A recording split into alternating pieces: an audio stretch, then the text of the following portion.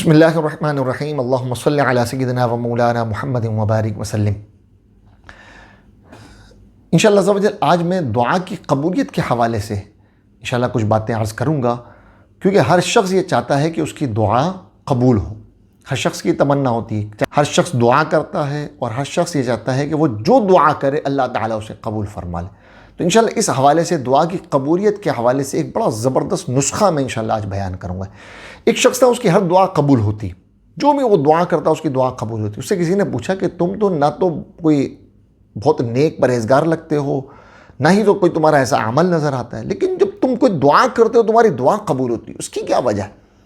میرا ایک عمل ایسا ہے کہ جس کی وجہ سے میری ہر دعا قبول ہوتی ہے، اور عمل یہ ہے کہ جب بھی میں گھر سے نکلتا ہوں تو میں نکلتے ہی ہر نظر آنے والا جو بھی شخص، مجھے گھر سے نکلنے کے بعد جو بھی شخص نظر آتا ہے میں اس کے لیے دعا کرتا ہوں۔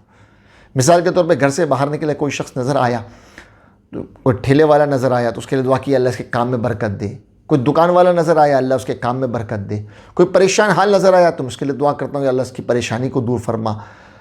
تو یہ جو میں ہر ایک کے لیے دعا کرتا رہتا ہوں، اس کی برکت سے اللہ تعالیٰ میری ہر دعا کو قبول فرماتا ہے۔ اس سے دو باتیں پتہ چلی، ایک یہ کہ کثرت سے دعا کرنی چاہیے۔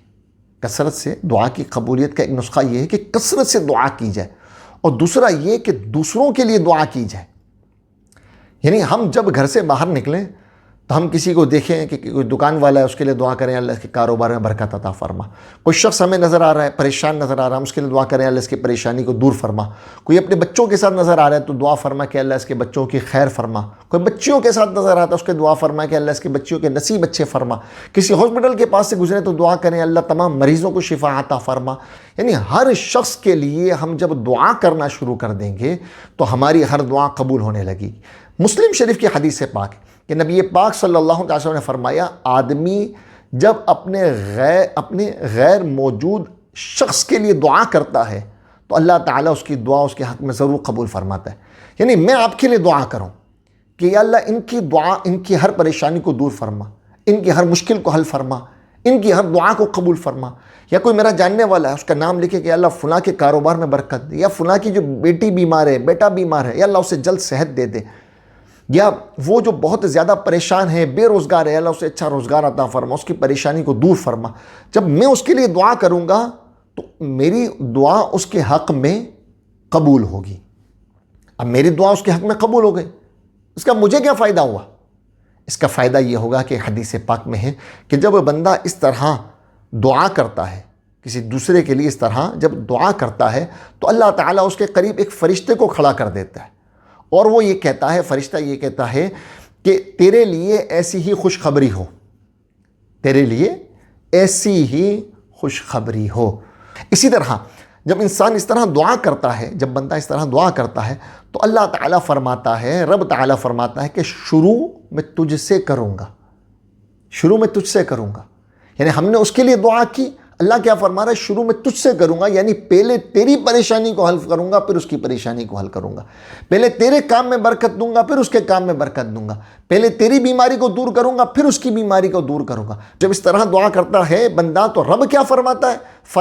رب فرماتا ہے کہ شروع میں تجھ سے کروں گا۔ تو یہ کیسا خوبصورت عمل ہے، آپ یہ دیکھیے کہ ہم کسی کے لیے دعا کریں، کسی کے لیے بھلائی چاہیں۔ کہتے ہیں نا کہ اگر کسی کے لیے برا چاہو گے تو تمہارے لیے برا ہوگا، تمہارے ساتھ برا ہوگا، تو کسی کے لیے اچھا چاہیں گے تو ہمارے ساتھ بھی اچھا ہوگا۔ تو جب ہم کسی کے حق میں دعا کریں گے، اللہ اپنے فضل و کرم سے وہ دعا پہلے ہمارے حق میں قبول کرے گا پھر اس کے حق میں قبول ہوگی۔ اس سے یہ بھی پتہ چلا کہ ہمیں جو چیز کی طلب ہو، جس چیز کی خواہش ہو، جس چیز کی تمنا ہو، تو ہم پہلے کسی دوسروں کے لیے دعا کرنا شروع کر دیں، ہمیں وہ خود بخود عطا ہو جائے۔ اپنے لیے بھی کریں، دوسروں کے لیے بھی کریں۔ ایک اور روایت سنیں کہ نبی پاک صلی اللہ علیہ وسلم نے فرمایا کہ جب کوئی شخص دوسرے کے لیے مغفرت کی دعا کرتا ہے، دوسرے کے لیے مغفرت کی دعا کرتا ہے تو اللہ تعالیٰ اس کے عوض اسے ایک نیکی عطا فرماتا ہے۔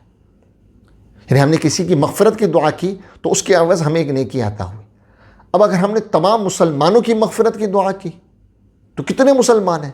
اس وقت تقریباً 1.5 ارب مسلمان ہیں، تو ان یعنی کہ 1.5 ارب نیکیاں ہمیں مل گئی۔ اب اس وقت صرف 1.5 ارب مسلمان ہیں، جو گزر چکے وہ بھی تو مومن تھے، یعنی ہم نے یہ دعا کی کہ یا اللہ تمام مسلمانوں کی مغفرت فرما، تو جو مسلمان زندہ ہیں اور جو فوت ہو گئے ان سب کے حق میں یہ دعا ہو گئی.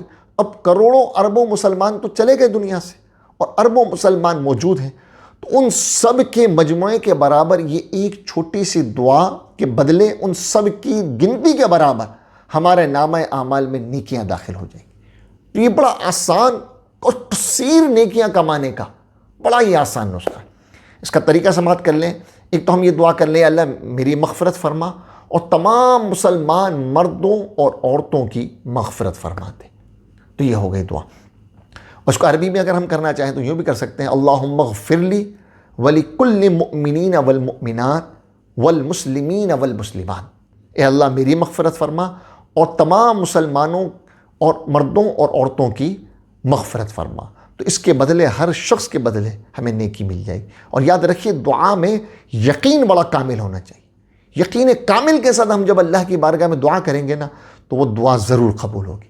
جتنا یقین زیادہ اتنا جو ہے وہ اس کا اجر زیادہ. اس لیے فرمایا کہ اللہ تعالیٰ فرماتا ہے کہ میں بندے کے گمان کے قریب ہوں. وہ جیسا میرے بارے میں گمان رکھتا ہے نا میں ویسا ہی کر دیتا ہوں. وہ یہ گمان رکھے گا کہ اللہ تعالیٰ میری دعا ضرور قبول کرے گا تو اس کی دعا ضرور قبول ہو. نیک لوگوں کا ایمان یقین بڑا توکل بڑا کامل ہوتا ہے, اس لیے ان کا ہر عمل قبول ہوتا ہے, ان کی دعائیں قبول ہوتی ہیں. یقین جتنا کامل ہوگا انشاءاللہ اس قدر کامیابی ہمیں نصیب ہو. اللہ تعالیٰ ہمیں دین و دنیا کی بھلائیوں سے مالا